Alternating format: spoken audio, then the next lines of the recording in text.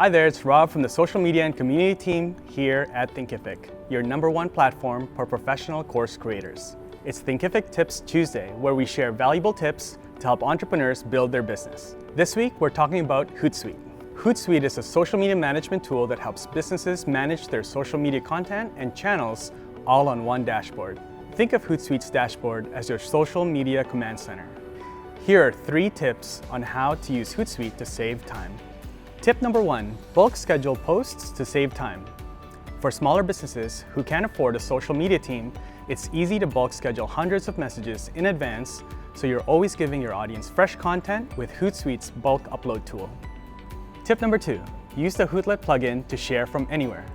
Hootlet is a tool that lives on your browser and makes it super simple to quickly share content online from wherever you're viewing it from without having to go back to your dashboard. Tip number 3, use search streams to monitor important topics. With Hootsuite, you can easily monitor and track important topics and conversations with search streams.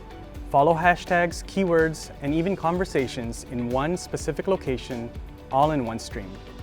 Okay, to recap what we learned in this episode of Thinkific Tips for how to save time using Hootsuite. 1. Bulk schedule posts using the bulk uploader.